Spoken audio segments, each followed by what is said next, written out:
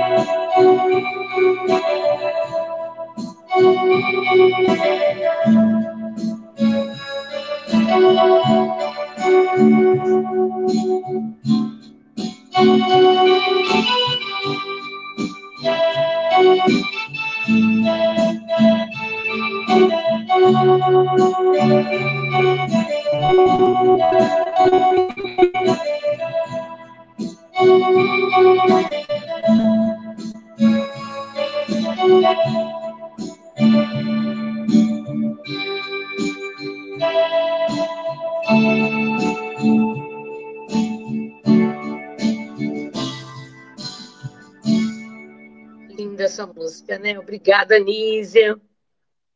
Luiz, Oba! tudo bom? E hoje tem uma visita aí, né? É o filho, Tudo é bom, o filho. visita? Marcos, filho. Marcos, muito prazer, Marcos. E a vocês todos que estão nos assistindo em Paquetá ou fora de Paquetá, é um prazer estar com vocês. Hoje circulei um pouco na ilha e o que eu vi foram muitas pessoas com medo, preocupadas e passaram essa informação para mim. Estou com medo, estou com medo. E o que eu queria dizer para vocês, uma coisa muito importante, que não tenha medo, porque esse sentimento, ele não vai construir muitas coisas em nós. Ele só vai nos deixar ansiosos, nos deixar apreensivos. Na verdade, a gente tem que confiar. Se a pandemia aumentou o número de pessoas, né, que elas estão com medo por causa da pandemia. Então, inclusive vocês, nós todos, né, me incluo também, que somos de Paquetá, que a gente possa serenar, pôr a nossa vida nas mãos do Criador. Ele sabe a nossa hora certa. Vamos pedir para a espiritualidade nos dar prudência, claro, prudência, sabedoria, para usarmos a máscara, para estarmos tomando nossos cuidados, mas esse sentimento de medo, ele não vai nos levar à tranquilidade. Importante é encarar a situação de frente. Ela existe, ela está aí, nós temos os nossos meios e recursos para evitarmos, para nos proteger. Se algo vier a acontecer, é porque durante esse processo houve uma necessidade que isso acontecesse. E mesmo assim, estaremos acompanhados pelo nosso companheiro espiritual, nosso anjo guardião, pela espiritualidade, por esse número enorme de seres invisíveis aos nossos olhos, mas presentes em nossa vida, que torcem pelo nosso sucesso, que choram com a nossa dor e que nos amparam e tentam amenizar o nosso medo, transformando em esperança, em coragem, em força. Então, não vamos temer, vamos crer. Vamos então fazer a nossa prece. Antes, vamos fazer a nossa leitura da Agenda Cristã. A Agenda Cristã é ditada pelo espírito André Luiz e psicografada pelo médium Francisco Cândido Xavier. O capítulo de hoje tem como título Enquanto, é o número 14 para quem tem a Agenda Cristã em casa, que pode estar nos acompanhando todas as quartas-feiras com ela. Ele diz o seguinte: busque agir para o bem, enquanto você dispõe de tempo. É perigoso guardar uma cabeça cheia de sonhos, com as mãos desocupadas. Acenda sua lâmpada, enquanto há claridade em torno de seus passos. Viajor algum fugirá às surpresas da noite. Ajude o próximo, enquanto as possibilidades permanecem de seu lado. Chegará o momento em que você não prescindirá do auxílio dele. Utilize o corpo físico para recolher as bênçãos da vida mais alta, enquanto suas peças se ajustam harmoniosamente. O vaso que reteve essências sublimes ainda espalha perfume, depois de abandonado. Então, aí continuando, de suas lições sensatamente, na escola da vida, enquanto o livro das provas repousa em suas mãos, aprender é uma bênção e há milhares de irmãos, não longe de você, aguardando uma bolsa de estudos na reencarnação. A fila é grande, gente. Então, privilegiados somos nós que estamos aqui. Acerte suas contas com o vizinho, enquanto a hora é favorável. Amanhã todos os quadros podem surgir transformados. Ninguém deve ser o profeta da morte e nem imitar a coruja agourenta. Mas enquanto você guardar oportunidade de amealhar recursos superiores para a vida espiritual, aumente os seus valores próprios e organize tesouros da alma, convicto de que sua viagem para o outro gênero de existência é inevitável. Todos nós desencarnaremos, todos nós morreremos um dia. Essa data, ninguém sabe. A vida continua, temos que ter absoluta confiança e certeza que continua. Mas isso tem que ser uma crença muito forte dentro de nós, para que a gente entenda que a gente só está vivendo um capítulo pequeno na escola da vida.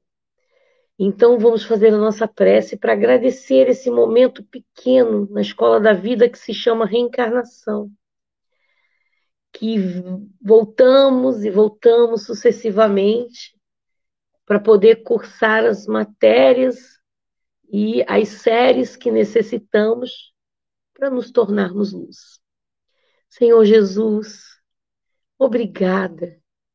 Obrigada pela oportunidade de poder me envolver, me misturar com o meu irmão, com os seres humanos, que assim como eu são falhos, assim como eu são cheios de defeitos, mas que têm tanto a me ensinar através desse convívio enorme com os seres humanos, é que aprendemos a ouvir, que pensamos mais na hora de falar, que vivenciamos a experiência do nosso próximo, para que exercitemos a nossa empatia, que nos fará um dia amarmos profundamente a todos quantos se aproximem de nós. Obrigada, Senhor, pela existência de hoje. Como somos gratos, muito, muito gratos por mais um dia de vida nesse planeta de transição. Mas o importante é que nós tenhamos o conhecimento de que viemos para nos transformar e com a nossa transformação transformaremos o mundo. Que possamos viver o Evangelho hoje e sempre. Obrigada, Mestre Jesus, porque te descobrimos em nosso coração. Graças a Deus, então, que bom, né? Mais um dia, mais uma quarta-feira, todas as quartas-feiras às 19h30, mais um estudo do Livro dos Espíritos. Hoje, o capítulo Conhecimento do Princípio das Coisas, dia 18 de novembro do ano de 2020, dando continuidade ao nosso estudo do Livro dos Espíritos, eu convido Celso Andrione para fazer o estudo de hoje. Boa noite, Celso. Boa noite, Selma. Prazer revê-lo. Da mesma forma, eu agradeço muito o convite sempre simpático que vocês nos fazem e é um prazer estar aqui com vocês. É a nossa maneira de matar as saudades também, né? É verdade, então, é verdade. Você é muito querido pelos frequentadores da SEIP e é uma alegria, vocês então, também podemos... são muito queridos. É um prazer também darmos continuidade à nossa amizade, a esse relacionamento, né? Que é quanto mais a gente se envolve, se mistura, né? Mais a gente aprende a amar a nossa família universal. Então, eu vou passar agora para você a palavra e te desejo aí um bom estudo. Muito obrigado pela sua presença. Obrigado, Selma. Meus irmãos, minhas irmãs, boa noite. Que as bênçãos do Pai da vida desçam sobre nós, que nos dispomos a estudar, no amor que devotamos uns aos outros. Hoje, eu vou pedir para o Ricardo, por favor, botar na tela o título do nosso estudo. Nós vamos conversar a respeito do conhecimento do princípio das coisas, parte primeira, das causas primárias, capítulo 2, dos elementos gerais do universo. Então, na verdade, esse estudo diz muito respeito a uma coisa que está acontecendo porque o homem avança no seu desenvolvimento intelectual, mas não se faz acompanhado do devido desenvolvimento moral. Então, nós vamos ver como é que Kardec lida com essa lição, com essa questão com relação aos espíritos. Pode passar, Ricardo, por favor. Pergunta 17. É dado ao homem conhecer o princípio das coisas? O que Kardec quis perguntar por princípio, né? Essa palavra tem alguns sentidos que devemos esgotar para a bem do nosso entendimento. Início, né, em termos de tempo e espaço, a gente sabe que é o começo de um caminho, o fim de um caminho, o momento em que se inicia alguma coisa ou que se termina alguma coisa. Mas a palavra princípio também pode ser fundamento, causa primária, e é mais nesse sentido que Kardec pergunta ao espírito. Princípio também pode ser preceito, regra, né? E também essa questão de a pessoa ser uma pessoa de princípios, quer dizer, que observa essas regras, esses preceitos. Pode passar, Ricardo, por favor. Aí vem a resposta do Espírito. Não, Deus não permite que ao homem tudo seja revelado neste mundo. Quando o Espírito responde que Deus não permite, na verdade, ele está combinando duas situações na resposta que diz respeito não só à permissão de Deus, como também à questão da capacidade que o homem tem de entender as coisas.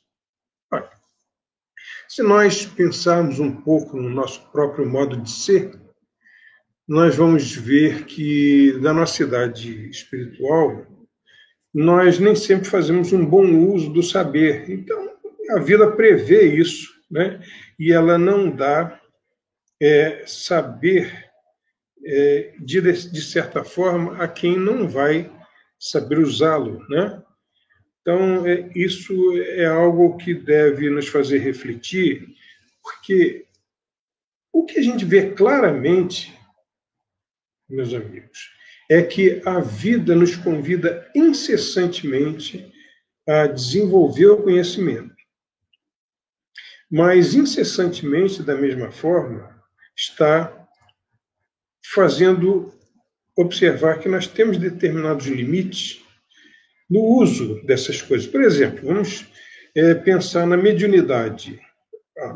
A doutrina espírita estuda a mediunidade, que na realidade não é exclusividade do espiritismo, mas isso é uma disposição orgânica da própria pessoa, do próprio ser, né?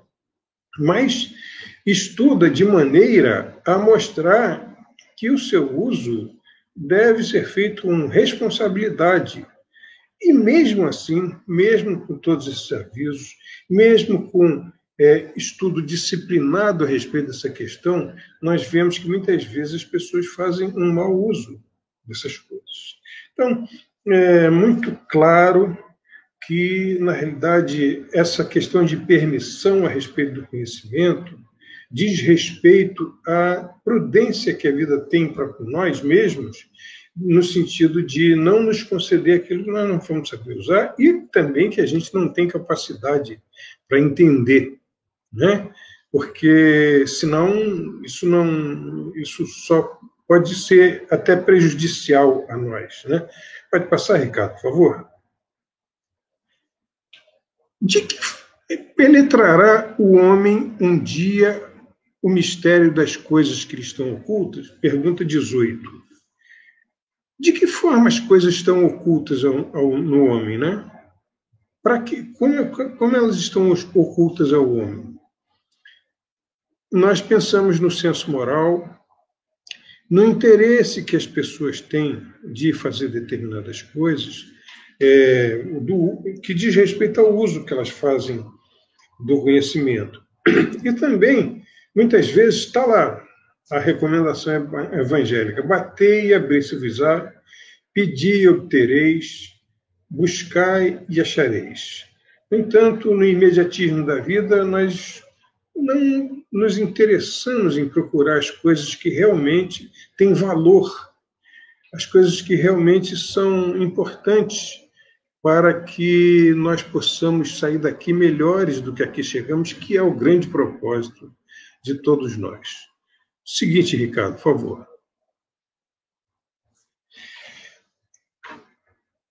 Vem a resposta: o véu se levanta a seus olhos à medida que ele se depura, mas para compreender certas coisas são-lhe precisas faculdades que ainda não possui.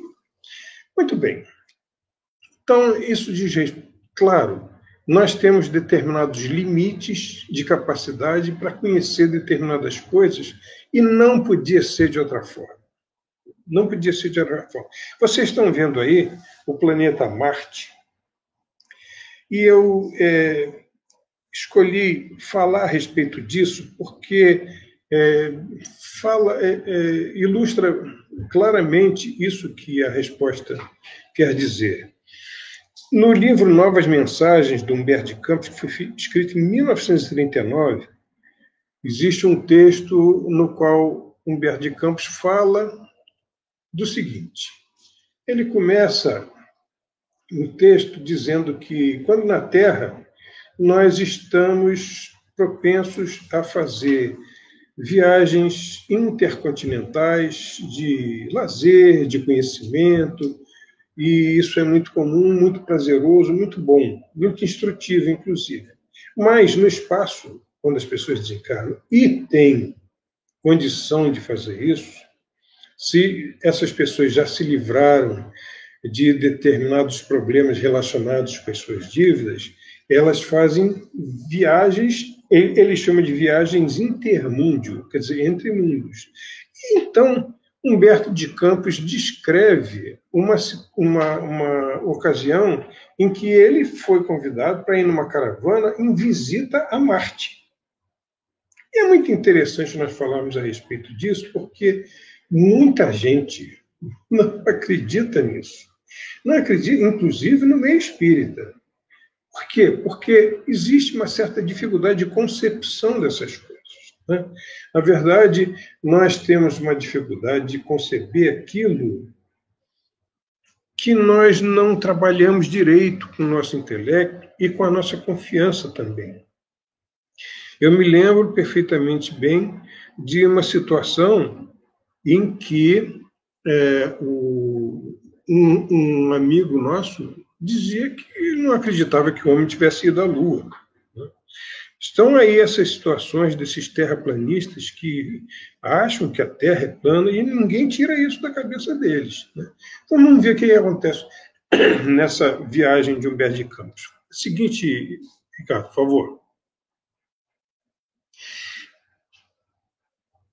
Aqui nós temos, ele descreve essa viagem e fala que lá ele encontrou uma atmosfera leve, o povo lá é todo voltado, não precisou passar pelas provações coletivas, e eles são aliás, o sistema solar todo eles são extremamente preocupados com as emanações negativas provindas da Terra. Olha só que coisa importante da gente compreender. Olha o que planeta que nós somos, né? Olha o efeito que essas coisas têm no sistema em que o planeta vive, né? E a repercussão, a consequência dessas coisas. Eles oram pela Terra. Eles procuram enviar para a Terra essas energias boas para que, esperando ansiosamente que as coisas mudem por aqui, enquanto o homem só está pensando em guerra, em interesse, em egoísmo e todas essas coisas. Claro que existe muita coisa boa aqui, sem dúvida alguma, sem demagogia, uma delas é o SEIP, né? Que é um posto ali que o pessoal de Paquetá tem para ir lá estudar e tudo, mas essas casas se multiplicam pelo planeta e são postos em que são como que bolsões do bem, em que as pessoas vão para conseguir refrear essa onda negativa que nos assola ao planeta todo. Então, daí a nossa responsabilidade, até em termos de pensamento, a qualidade do nosso pensamento, porque nós precisamos contribuir, nós não podemos nos deixar envolver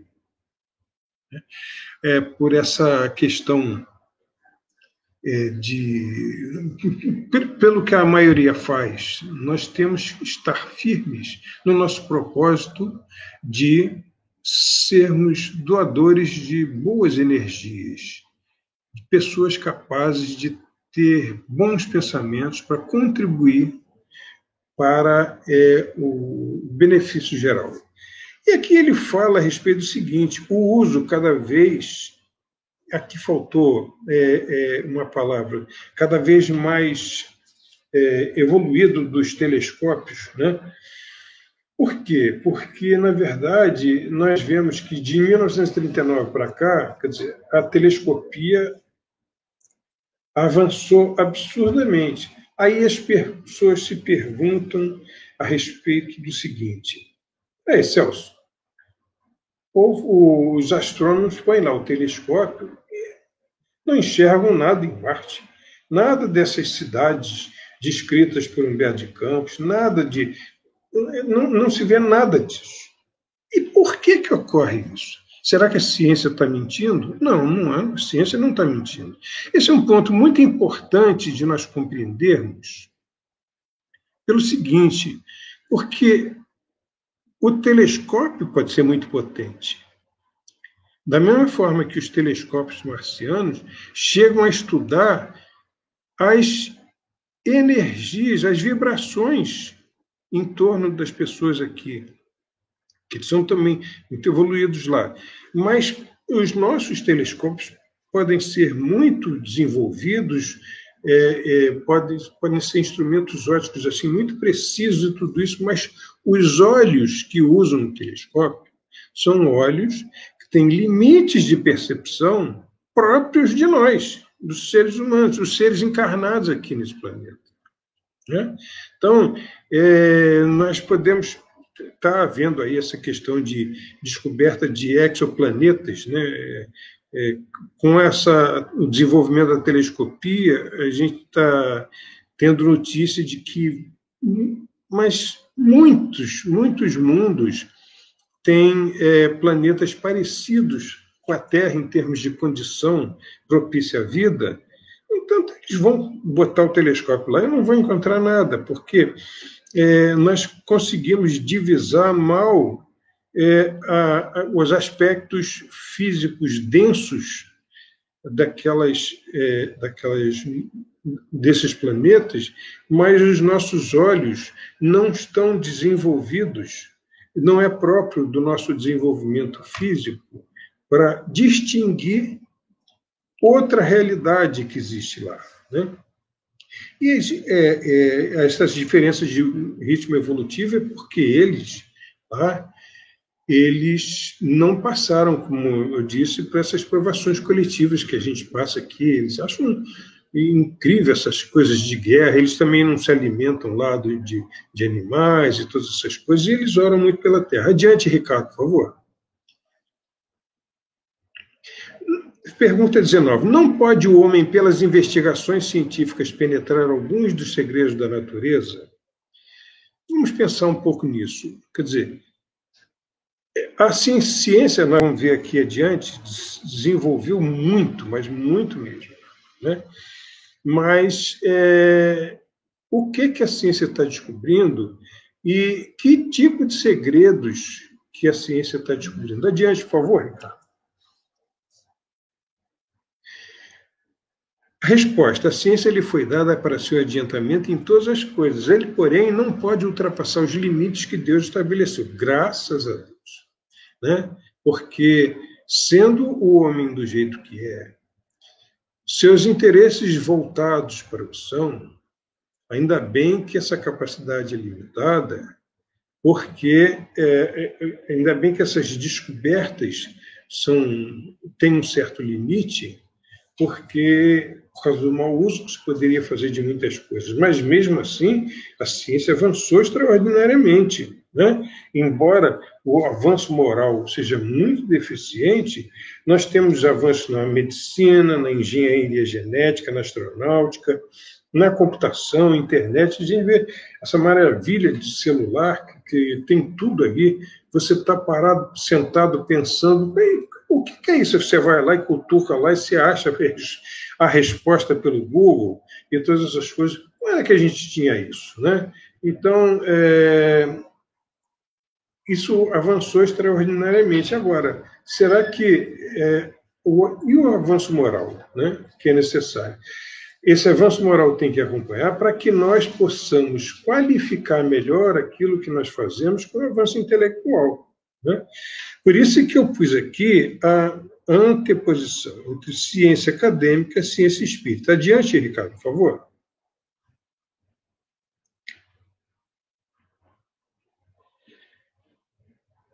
Concepção e evolução do conceito de estrutura da matéria. Eu escolhi esse tipo de assunto porque ilustra bem o nosso assunto, porque é na evolução da concepção da estrutura da matéria que nós podemos perceber como é que o conhecimento evoluiu e até onde ele é limitado. Então, desde lá dos tempos dos gregos, Aristóteles, ele achava que tudo que existia era a combinação entre 4 elementos: ar, fogo, água e terra, né? E os estados da matéria eram explicados pela combinação de um com o outro desses elementos, como calor, frio, umidade e secura. Aí depois veio Leucipo e Demócrito, mais ou menos uns 500 anos antes de Cristo, e chegaram e disseram o seguinte: a matéria ela pode ser reduzida a uma partícula mínima indivisível. Aí surgiu o conceito de átomo, que A é prefixo de negação e tomo é divisão. Então, átomo é aquilo que não pode ser dividido. Aí chegou-se ao conceito de átomo, que é aí uma partícula mínima que não se dá para ver, mas é a unidade da matéria. Adiante, por favor, Ricardo. Aí nós vamos ver que esse conceito evolui ao longo do tempo, até que o inglês John Dalton propôs, também baseado naquilo que os gregos já tinham dito, esse modelo em que o átomo era como uma bola de sinuca, uma coisa sólida, com tamanho muito pequeno, evidentemente, mas era uma coisa sólida. Claro que ele propôs outras coisas também, mas não é o nosso propósito aqui fazer um tratado de física, de química, porque o propósito aqui é outro. Nós só pegamos esse assunto para ilustrar, até porque nós também temos a nossa própria capacidade limitada nesse sentido. Esse modelo evoluiu para o modelo de Thomson, o J.J. Thomson, João José, que ele disse que não era possível que o átomo fosse como Dalton dizia, porque senão não havia estabilidade. Então ele imaginou esse modelo, quer dizer, ele fez experiências para chegar a esse modelo em que o núcleo tinha carga positiva e era cercado de elétrons com carga negativa. Mais adiante, chegou um sujeito chamado Rutherford e propôs o seguinte, que, na realidade, até antes de Rutherford já se pensava nisso, a partir do modelo de Thomson, dizendo que, na realidade, o elétron não era grudado no núcleo como esse modelo que eles chamam de pudim de Páscoa. Como é que um pudim pode ser de Páscoa? Eu não entendo, mas eles chamavam disso. Esse modelo de Rutherford fez descobrir o seguinte, que, na realidade, os elétrons eles viajavam em torno do núcleo, mas numa distância muito grande, né? Para se ter uma ideia, determinados átomos, o sujeito está, vamos imaginar aqui o campo do Maracanã, o sujeito está lá no centro e o elétron viaja lá na borda, né? E eles também descobriram que, na realidade, existia uma eletrosfera que viajava em torno do núcleo, fazendo uma camada, né? Só que esse modelo evoluiu para o modelo de Bohr, que tanto é um modelo chamado Rutherford-Bohr, que descobriu que essas camadas, elas não eram todas, não era uma camada só, eram várias camadas. E aí se descobriu uma coisa muito interessante, que o elétron troca de camada, e nessa troca de camada, ele ganha energia e troca de camada. Só que quando ele volta para a camada original, ele dispersa energia, o que explica muita coisa, né? Bom, então a gente chega ao conceito de molécula, de células, de partículas. A partir desses modelos, a gente entende que não pode ser mais átomo, porque não era indivisível, né? Porque tem partículas, então não era só uma coisa indivisível. E a gente passa a compreender a importância da energia, entra na questão do eletromagnetismo, e esse salto que o elétron dá, liberando energia, é o tal do chamado salto quântico. Adiante, Ricardo, por favor. E aqui nós vemos uma coisa interessante, a evolução conceitual da estrutura da matéria. Nós sabemos que nosso corpo é composto de células, são unidades biológicas, né? Perdão. Um pouquinho de células. Cada pessoa tem uns 150 trilhões de células, né? É uma quantidade, né, gente? 150 trilhões de células em média.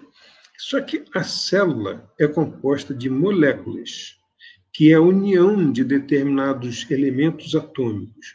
As moléculas são compostas de átomos, e os átomos são compostos de partículas. Então, nós vamos ver que a pesquisa científica, por isso é que a gente botou isso aqui, a pesquisa científica, ela parte para chegar ao mínimo, do mínimo, do mínimo.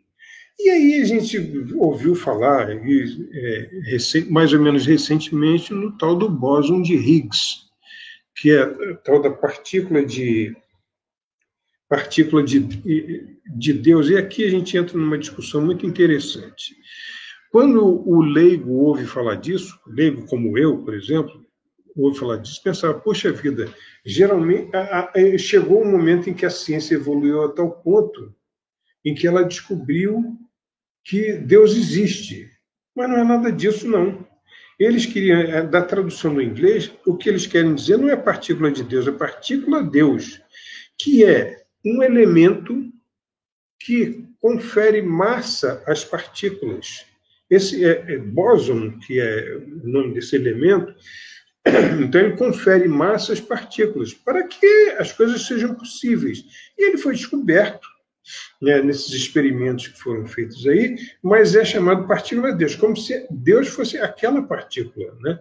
Não que Deus fosse criador de tudo. Então, vocês vejam, aqui Kardec escreve aqui o seguinte: quanto mais consegue o homem penetrar nesses mistérios, tanto maior admiração lhe devem causar o poder e a sabedoria do Criador. Isso deveria ser, né? Entretanto, seja por orgulho, seja por fraqueza, sua própria inteligência o faz joguete da ilusão. Ele amontou sistemas sobre sistemas e cada dia que passa lhe mostra quantos erros tomou por verdades e quantas verdades rejeitou como erros. São outras tantas decepções para o seu orgulho. Então nós vemos que, na verdade, ninguém pode convencer ninguém de nada. É a própria pessoa que tem que se convencer das coisas. A vida está aí como um livro aberto a ser folheado, e as evidências são grandes, mas há quem não aceite, porque acha que não tem como as coisas serem não científicas, que eles dizem, né, que é não científica. Adiante, Ricardo, por favor. Pergunta 20. Dado é ao homem receber, sem ser por meio das investigações da ciência, comunicações de ordem mais elevada acerca do que lhe escapa ao testemunho dos sentidos? O que a gente acha, né? Claro que sim. Nós, como espíritas, sabemos perfeitamente bem disso, né? Porque há muitas pessoas no meio espírita que elas torcem muito para que muitas coisas sejam confirmadas pela ciência dita acadêmica.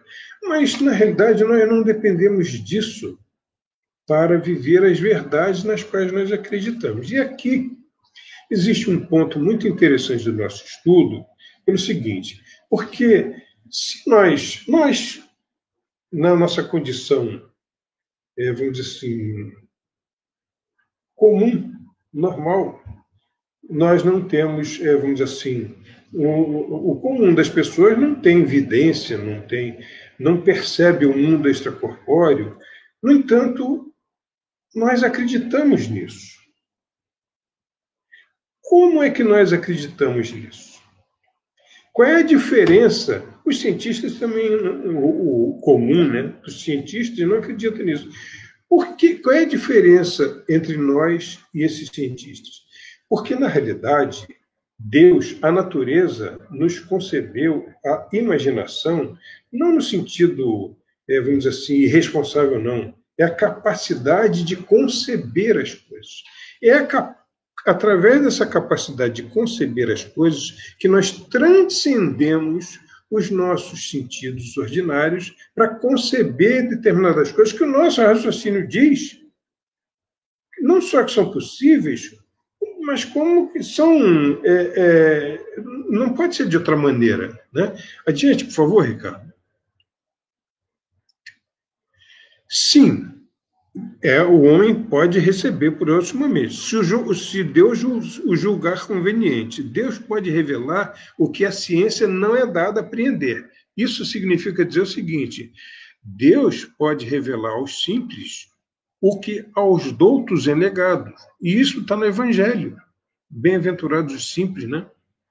Porque Jesus dizia que as pessoas lá, os escribas, os fariseus, eles podiam ter grande conhecimento, mas eles não enxergavam uma coisa que aqueles pescadores enxergavam, né? As verdades da vida, que falavam mais diretamente ao coração. Mas em termos de ciência, o que a gente pode dizer? Vocês estão vendo essa casinha aqui? Ela é muito importante para nós espíritas. Foi nessa casa, em Hydesville, nos Estados Unidos, que no dia 31 de março de 1848, apareceu lá o tal do caixeiro, chamado Charles Roseman, que ficou batendo lá na madeira para explicar que ele tinha sido assassinado. Só que todo mundo viu isso. Todo mundo foi lá. Foi permitido, a espiritualidade permitiu que naquele momento, foi um fenômeno, né? Começou na noite de 31 de março de 1848, mas entrou pelo dia seguinte adentro, com todos aqueles vizinhos vendo aquilo, fazendo perguntas e o espírito respondendo. Você foi assassinado? Sim, dá 2 batidas. Ele batia 2 vezes lá. Quanto roubaram? $500. Foi $300, $400, $500? Sim. Então, todo mundo viu isso. A partir disso, o que aconteceu? Essas irmãs Fox, que eram as médiuns, houve assim uma cisão, né, nesse caminho de revelação, porque essas irmãs Fox, elas foram para um centro maior chamado Rochester, e eles lá fizeram um tipo de espiritismo chamado espiritualismo moderno, modern spiritualism, e foram seguir para outras ideias e tudo. Só que isso atravessou o Atlântico e foi para a Europa com as mesas girantes. E com essas mesas girantes, com esses efeitos, chamou a atenção de Kardec, que foi então estudar o fenômeno com toda a seriedade, e aí começou a ser esboçada a doutrina dos espíritos. Isso é uma coisa muito importante, porque aqui, botei aqui, ó, que nós já vemos aqui que de tudo isso está aqui, ó, uma sessão mediúnica em que as pessoas ajudam os desencarnados nessa situação. Pode passar, por favor, Ricardo? E aqui, Kardec põe, por causa dessas comunicações é que o homem adquire, dentro de certos limites, o conhecimento do seu passado e do seu futuro. Aí a gente vê aqui esse senhor aqui chamado William Crookes, com um espírito chamado Kate King, aqui em outra situação, e aqui o Chico, presenciando o mesmo fenômeno de materialização, né? E graças a essas coisas, quer dizer, esse caminho foi sendo esboçado. Mas o mais importante de nós compreendermos é o seguinte, é que quando Kardec foi escolhido para cristianizar o movimento espírita, isso é uma coisa de extraordinária importância para nós, porque, na realidade, casou-se todas aquelas revelações, conforme o Consolador que Jesus prometeu, com o espírito do Evangelho.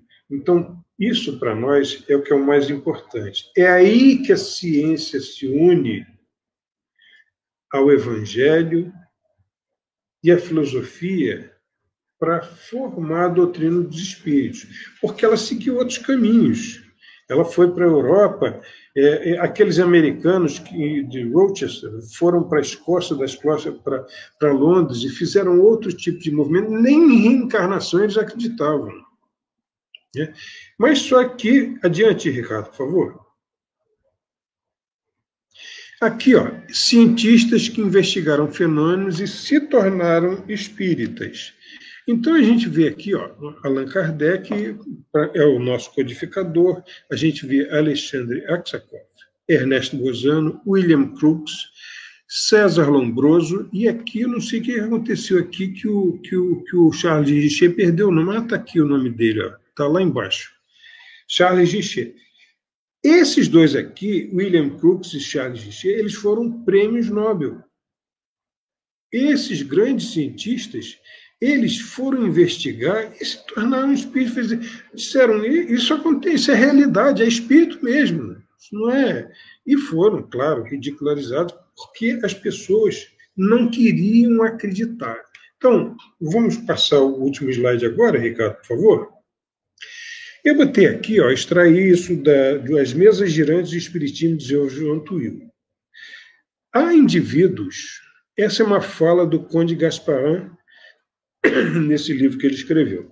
Há indivíduos para os quais os raciocínios de nada adiantam, visto que eles não raciocinam. Não raciocinam nem leem. Não lerão essas coisas, mas as julgarão. Julgá-las-ão sem mais nem menos do alto da sua importância, por meio de um argumento invencível. Não creio porque não creio. É simples, fácil e peremptório. Não admito tais coisas. Perdeis o tempo em contar vossas histórias. Os críticos dessa escola são tão velhos quanto o mundo. Sempre os houve e sempre os haverá.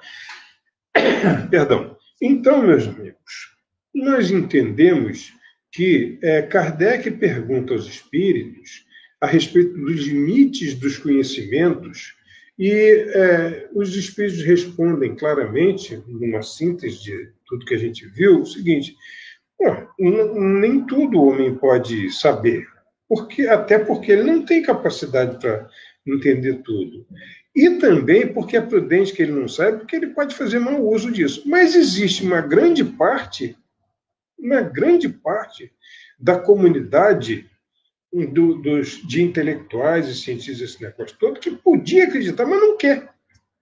Eles não querem acreditar, e no fundo aí já entra a psicologia, que mostra claramente que eles não querem porque não interessa a eles. Não interessa a eles acreditar nessas coisas, porque aí eles vão ter que rever muita coisa, vão ter que mudar em muitos fundamentos da vida deles, né? Então, não interessa, é uma coisa meio subconsciente deles, não interessa acreditar naquilo. E, além do que, sobra orgulho e vaidade no sentido de achar, não, isso aí de espírito, isso aí é coisa... eu sou científico e tal, então, na realidade, esse bater e abreviar, buscar e achareis, pedir e obtereis, mostra que a vida é esse livro aberto, pronto para ser folheado. A vida pede estudo. No entanto, essas pessoas escolheram não estudar essas coisas, porque elas não se interessaram por isso, porque elas simplesmente não querem. Elas podem receber a prova, mas elas não querem receber a prova. Assim sendo, vamos compreender o nosso papel, a nossa responsabilidade na doutrina espírita, não de dizer para as pessoas que elas estão erradas, jamais de se sentir superiores a alguém porque descobre ignorância, de forma alguma, mas a vida pede o nosso exemplo, o exemplo da nossa fé, a fé daquilo em que a gente acredita, e o nosso testemunho nesse sentido. Então, se nós vivemos de acordo com aquilo em que nós acreditamos, nós podemos estar servindo de exemplo de uma maneira, vamos dizer assim, muda, para muita gente que apenas observa o nosso modo de ser e pode, então, ficarem curiosos de saber por que nós acreditamos nessas coisas. Quais os motivos que nos levam a compreender isso? Que, na realidade, é buscar trabalho para a própria consciência, não é verdade? Nós, constantemente, estamos revisando o nosso modo de ser e respondendo de acordo com o que Kardec e os espíritos disseram. Sim, o homem pode aprender muita coisa, mas nem sempre ele quer aprender. E nem tudo as pessoas podem saber, porque elas têm limites, e esses limites são da prudência da natureza em relação a conceder esse saber a algumas pessoas que não saberiam usá-los. Então, eu queria agradecer muito a atenção de vocês. Eu adoro estar com vocês nessa casa, estudando, e vou passar a palavra agora, não sei se é a Selma ou o Ricardo. Não, sou eu, Selma. Sou eu. A Selma, na quarta-feira, ela tem uma atividade paralela, então ela já se retirou e está dando prosseguimento a um outro estudo num outro ponto. Eu queria te agradecer, Celso, muito o trabalho que você teve, a montagem dos slides, tá? E eu que agradeço. Foi realmente muito bacana a explicação. Eu queria dizer a quem está nos assistindo, que se ficou alguma dúvida, não bota no chat, não, porque o chat é volátil, ele vai acabar. Bota em comentários a dúvida e o Celso, depois, com carinho... Com o maior prazer. Ele entra nos comentários e responde a quem quer que seja, desde que seja uma pergunta realmente lógica dentro da doutrina, dentro desse intervalo que o Celso apresentou, tá? Então, meu querido, eu sei que você tem um compromisso agora. Eu vou fazer a prece, logo em seguida eu vou subir a Nízia. A Nízia vai tocar mais 2 músicas para nós finalizarmos, tá? Mas se você quiser se retirar, você também, igual a Selma, tem um compromisso no Meet, né?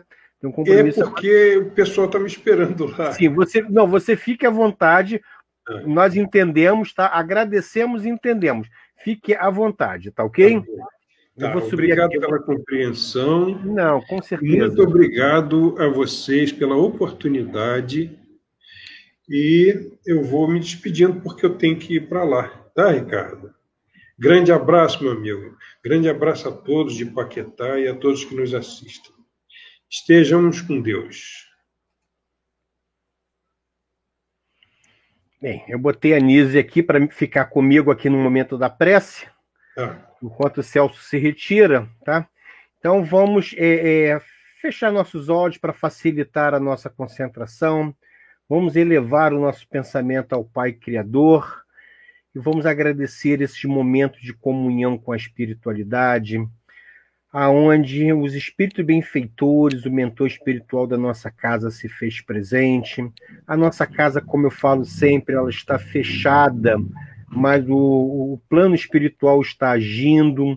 Então, nesse momento, existe um telão lá na frente da casa, retransmitindo essa palestra, e muitos irmãos desencarnados foram levados para lá para ser atendidos, para serem tratados, e a nossa casa, espiritualmente, ela continua muito atuante. Então, agradecemos ao mentor espiritual, agradecemos ao Celso, agradecemos a Selma, a Nízia, a todos envolvidos nesse trabalho, que nós possamos sempre, Senhor Jesus, dar continuidade. É um trabalho grande, é um trabalho longo, mas que, se Deus quiser, nós vamos manter-nos firmes nesse nosso objetivo, e nós conseguiremos fazer todo o livro dos Espíritos, acredito eu, que de 3 a 4 anos.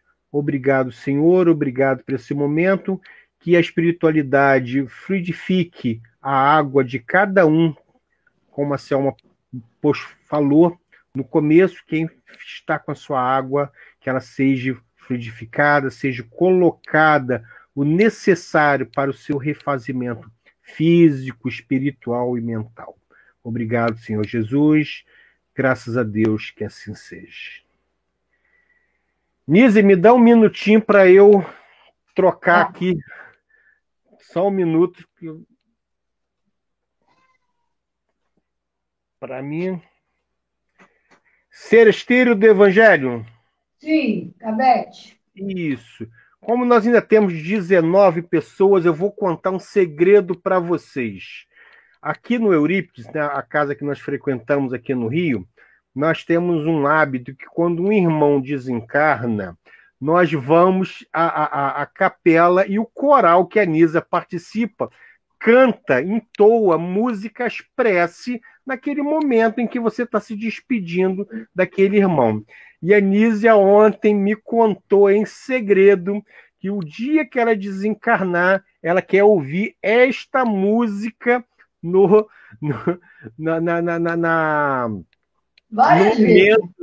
momento que ela esteja se despedindo da vida. Então, essa música é uma música muito especial para a Nízia, Seresteiro do Evangelho. Deixa eu concluir aqui.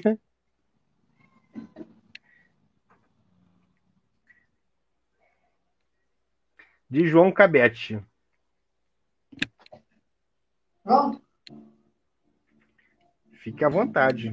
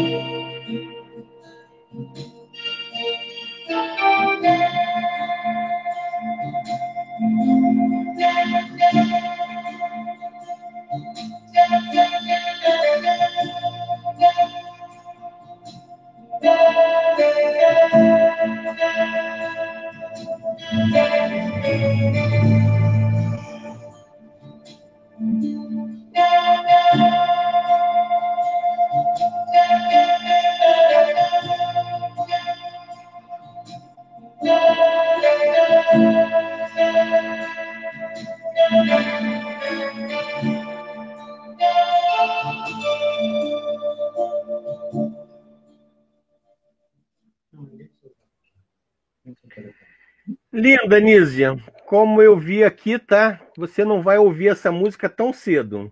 Não sei quem é que colocou. Alguém colocou aqui no chat. Você não vai ouvir essa música tão cedo. Vamos para a saideira? Para a gente fechar? Agora ele veio, Mileco. Isso, ele veio. Mileco. Luiz Antônio Mileco.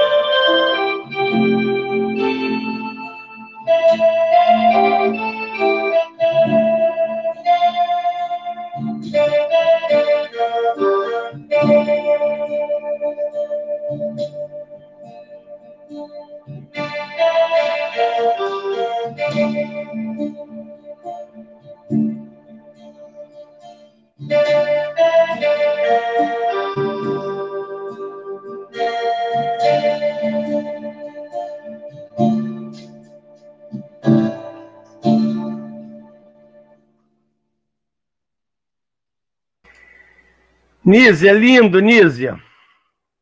Show. Lindo, né? Como a Clara colocou ali, a saideira lavando a alma. E é verdade, Clara.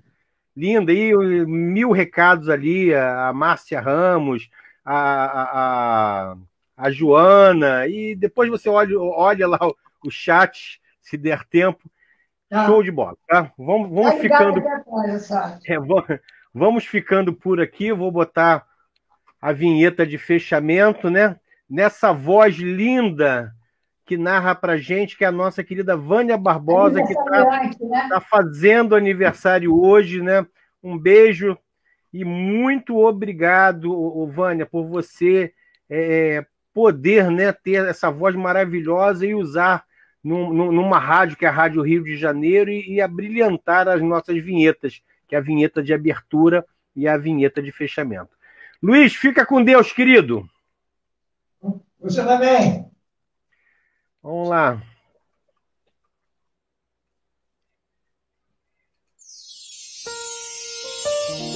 A Casa Espírita Ilha de Paquetá, CEIP, agradece a presença de todos. Deseja que tenhamos uma excelente noite de sono reparador, com descanso do corpo físico. E que nosso espírito possa emancipar-se em missão de trabalho no bem ou em estudos em esferas espirituais mais elevadas. Se você gosta do nosso trabalho, inscreva-se no canal, dê seu like e compartilhe com amigos para que mais e mais pessoas possam ter acesso à nossa doutrina consoladora. Divulgar o Espiritismo também é caridade. Fique com Deus e que a paz de Jesus vos guie.